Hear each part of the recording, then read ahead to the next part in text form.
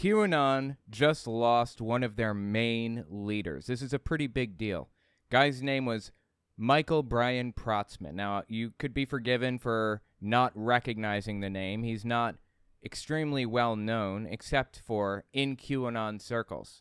But let me show you who this guy was and the influence that he had on the movement, and then we're going to talk about his death. First, let's talk about the fact that QAnon has denominations. You may be unaware of this. There are different denominations of QAnon, just like there are different denominations of Christianity. Now, the one we're talking about right now is called Negative 48. I'll tell you how they got their name in a minute.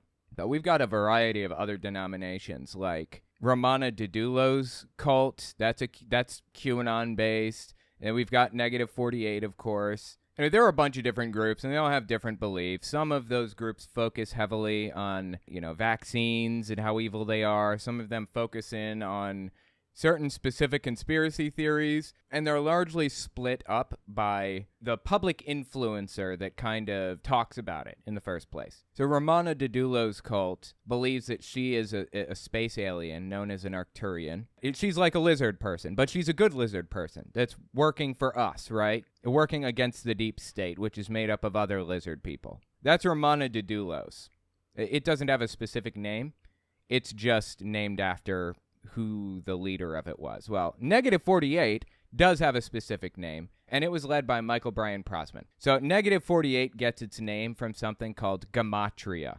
It's this old Jewish tradition of taking letters and assigning numbers to them. This is originally done in Hebrew, which has a different number of letters in it. So it's not really exactly the same in English, but A is 1, B is 2, C is 3, and you just add it up until you get a final number, and that number is, used to whatever. I mean, it's usually, Gematria is used to be a little cute puzzle for some moral statement. You've got a number on one side, and you've got some of the letters on the other side for a bar mitzvah boy. Again, this is a Jewish tradition. And the bar mitzvah boy tries to work out what the puzzle is, and it's some just nice moral statement. That's how Gematria was originally used. But QAnon picked up on Gematria and believed that it was like being used as secret code by the leaders of the deep state. Because, of course, the leaders of the deep state are Jewish, right? In their minds, at the very least. There's a famous pastor named Mark Taylor. He is known as the firefighter prophet. He's extremely famous because he's known as one of the people that prophesied, quote-unquote, Donald Trump's rise in politics. It's just absurd. Anyway, he goes on something called the Erskine Radio Show, and they do a Gematria. This is November 2020, so it was basically 9 months after COVID started being taken seriously in the United States. Listen to how they do this Gematria about COVID. Who you're about to hear do the Gematria is Erskine. You should recognize Mark Taylor's voice at the very end. Virus. Now, if you go with Corona, Corona, 6 letters. C is the third letter in the alphabet. O is the 15th letter. R is the 18th. O is the 15th. N is the 14th. A is the 1st. 6 letters in Corona. Those other numbers add up to 66. 666. A cult-driven script and a Luciferian human sacrifice, a mega ritual. This is what Satan uses, and that's it. 666, Corona. Is that coincidence? I don't buy coincidence. Do you? Nope. Okay. Anyway, so they did a Gematria, basically, on Corona and came up with a number. That's how it works. You get the idea.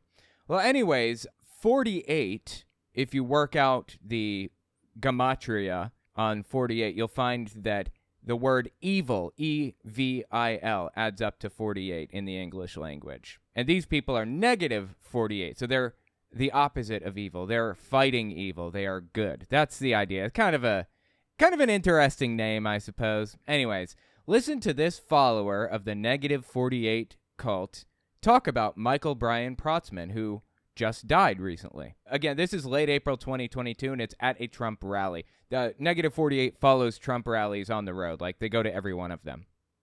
Tell us about it. What is Negative 48? Okay, well, Negative 48 is Michael Brian Protzman. Notice Michael Brian Protzman? He is teaching Gematria. It's Gematria. Michael Jackson sang about it. A, B, C, easy as 1, 2, 3. No, that was just an easy rhyme. It wasn't Michael Jackson singing about Gematria. Oh, my God, dude. And so what is Gematria exactly? A, B, C, 1, 2, 3. A being 1 and Z being 26. So Michael Jackson, was he part of Negative 48?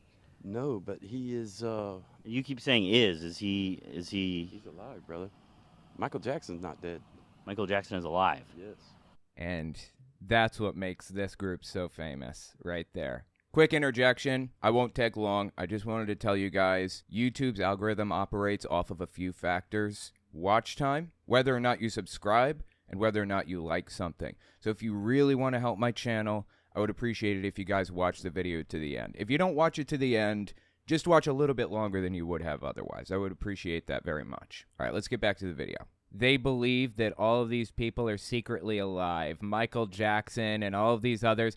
Matter of fact, you may remember this from forever ago if you've been paying attention, but early November 2021, a QAnon group, that's who these people are, stood on the grassy knoll where JFK was shot to wait for his son, JFK Jr., to appear.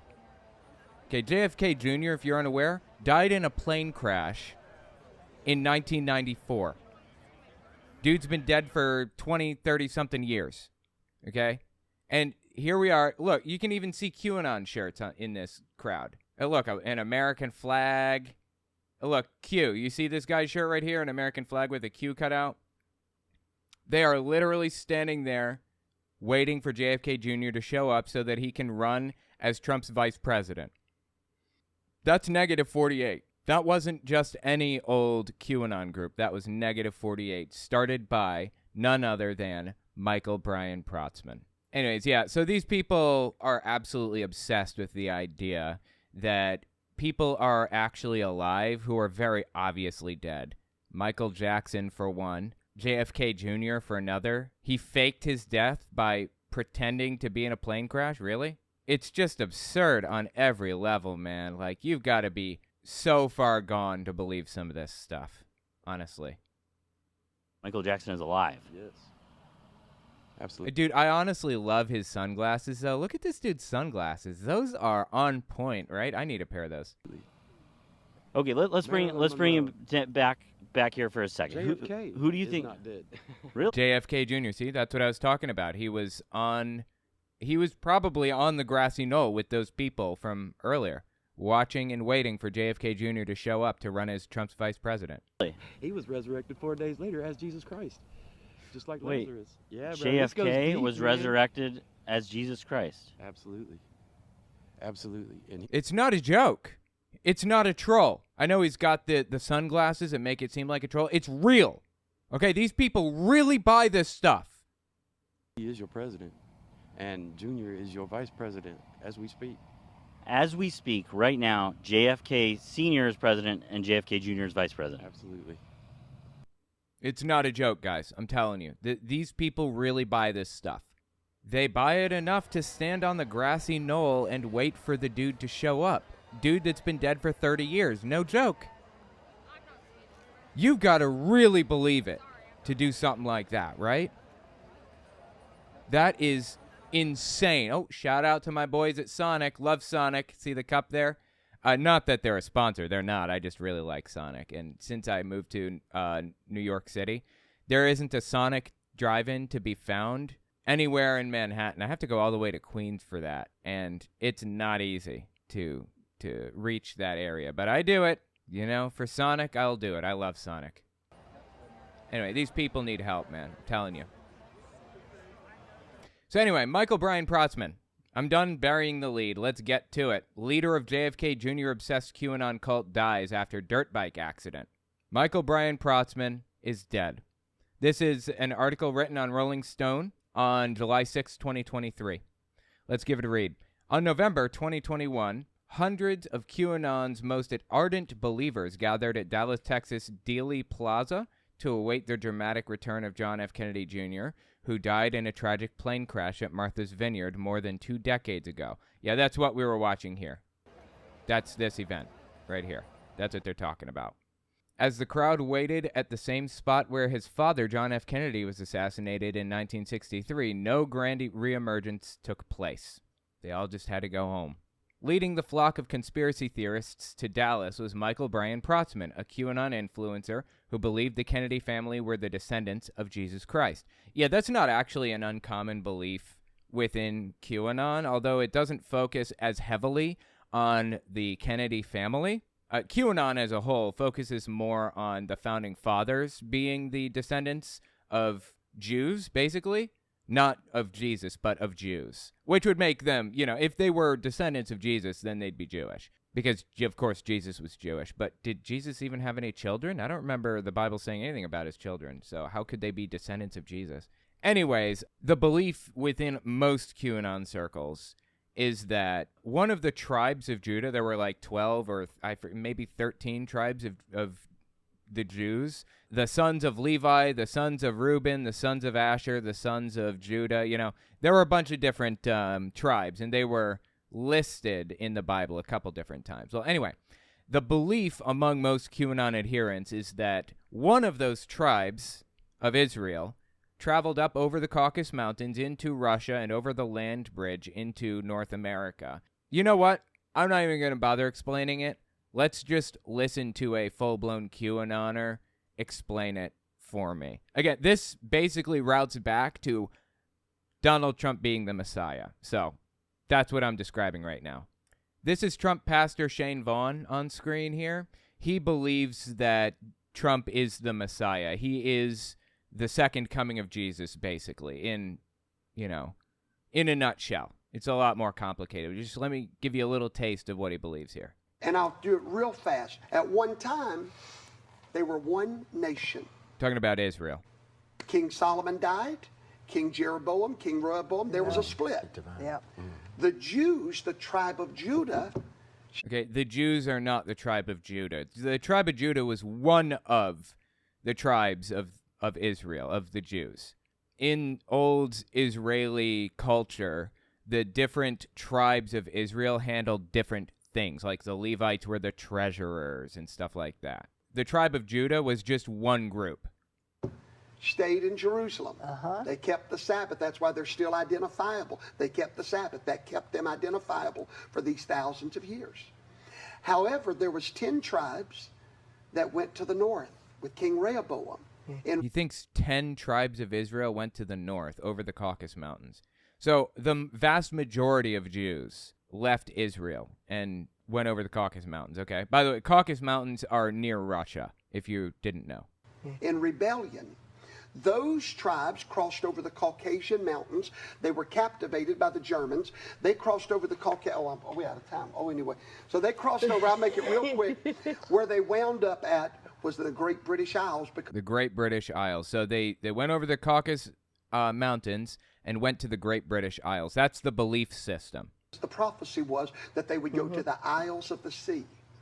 And from there, we find those tribes making their way to the United States of America. So he thinks that they made their way to America and then became the founding fathers. George Washington was Jewish, and he knelt in front of where the Twin Towers once stood and, came into covenant with God, between America and God, which made America New Israel, thus making, in the Old Testament, one of the requirements for the Messiah, for somebody to be the Messiah, like Jesus, was that they take political control of Israel. They become the political leader, and then they spark Armageddon into being. Now, Jesus never did that, obviously. He died first, and that didn't make any sense to his followers, you can't die. You have to become the leader of Israel before any of this happens. So they said, he'll be back. We'll just wait. He'll come back, and, he'll take control of Israel and then spark Armageddon. That was the explanation. Well, QAnon, and of course Shane Vaughn here, came to the conclusion that America is New Israel, and Donald Trump did take political control as the president of New Israel. And, of course, believing that the founding fathers were Jewish, they think that Donald Trump is Jewish too, thus making him the second coming of Jesus. But he needs a second term before he can spark Armageddon into being. That's the belief of QAnon, basically. in a nutshell. I mean, it's very complex and twisty-turny and windy and confusing, but that's basically the idea behind it. So back to the article. It says, leading the flock of conspiracy theorists to Dallas was Michael Brian Protzman, a QAnon influencer who believed the Kennedy family were the descendants of Jesus Christ. Again, most QAnoners believe that the founding fathers and just about every leader of America has been Jewish to some degree. They've all been capable of being one of the, messiahs or whatever. He'd used a convoluted mix of Gematria, numerology, and QAnon's own post to convince followers that the famed family was preparing to retake power and save the nation with his help. The Kennedys' failure to return from the dead didn't dissuade Protzman, who continued to espouse increasingly convoluted versions of his conspiracy until last week, when a motocross accident claimed his life. Again, this Dallas, Texas thing where they showed up on the grassy knoll, this happened early November 2021. Negative 48 continued to exist long after that failed prediction. Late April 2022 is when this guy was talking about Michael Brian Protzman and the belief and all that stuff. Negative 48 exists to this day. Again, they're in every Trump rally. They're right at the front there, representing. According to a medical report obtained by Vice, I thought Vice went bankrupt recently. Protzman died last Friday at the Meadow Valley Motocross track in Millville, Minnesota. The report states that Protzman suffered multiple blunt force injuries after losing control of a dirt bike. That's sad, man. I'm sorry. I don't like to see anybody die. I feel like suffering at all by anybody to any degree is a bad thing. I'm sorry. I don't wish death on anybody. Despite Protzman's untimely demise, his followers remain committed to the Kennedy comeback he prophesied, and according to Vice, conspiracy theories are already swirling around his death. By the way, this is unrelated, but did you know that Vice was created by the same guy that started the Proud Boys? Really? Gavin McInnes is the guy's name. He started Vice and the Proud Boys both. Isn't that crazy?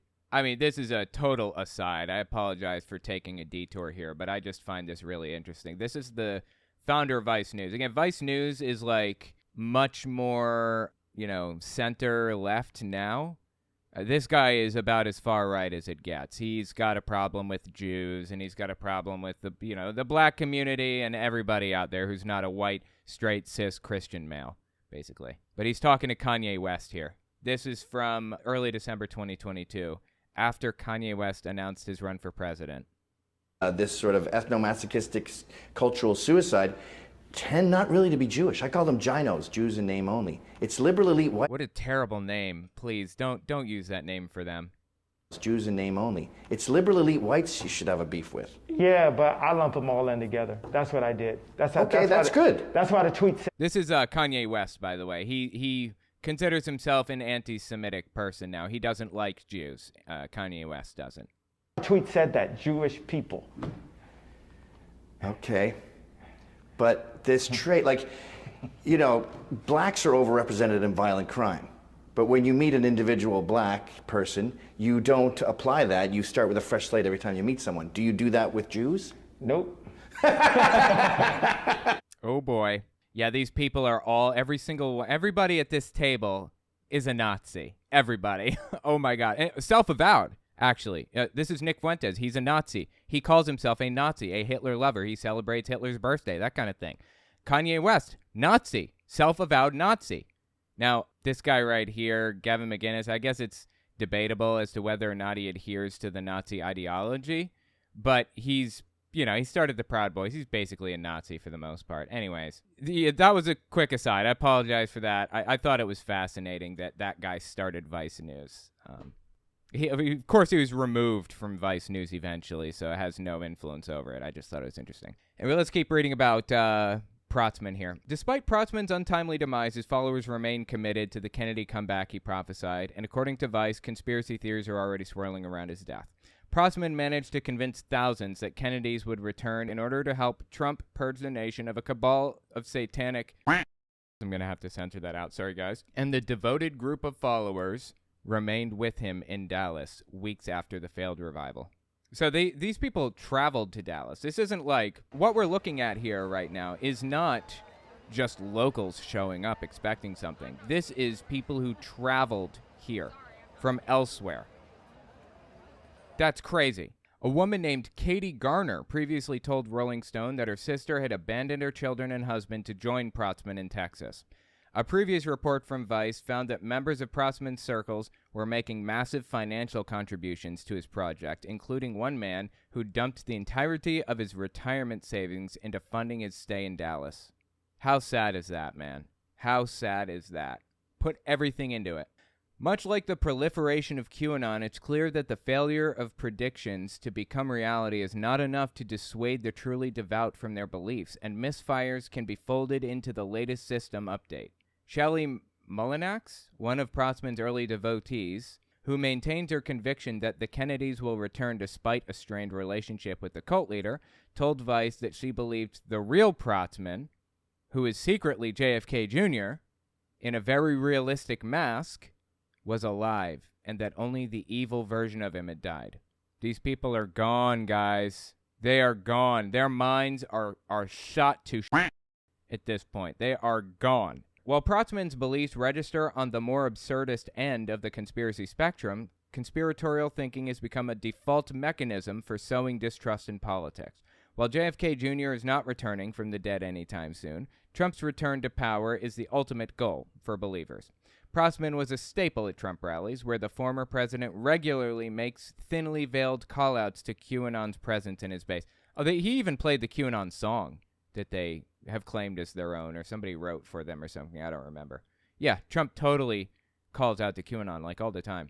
There's that famous one where he talked about the storm. If you don't know about the storm is like QAnon's end times prediction, if you will. It's not end times exactly. It's where they believe that all of the bad people in government are going to be, like, arrested and taken in, and the deep state will be destroyed, and the military takes over and installs Trump as the dictator and all that other garbage. Donald Trump famously shouted out to QAnon all the way back in 2017 when it was forming by doing a little photo op here, called the White House press in to photograph everybody, and then this happens. Again, 2017, October 6, 2017. Listen to this one. You guys know what this represents? Tell us, sir. Maybe it's the calm before the storm. Do you catch that? The calm before the storm? That's a QAnon phrase. That's a QAnon term. The storm could be the calm before the storm. What storm, Mr. President? You'll find out. You'll find out. So Trump has always known what QAnon was, and he's always shouted out to him. Anyway, so it says here, Protzman was a staple at Trump rallies, where the former president regularly makes thinly veiled callouts to QAnon's presence in his base. In the world of Q, no claim is too ridiculous, no theory too unfounded, so long as someone is willing to believe it. Absolutely.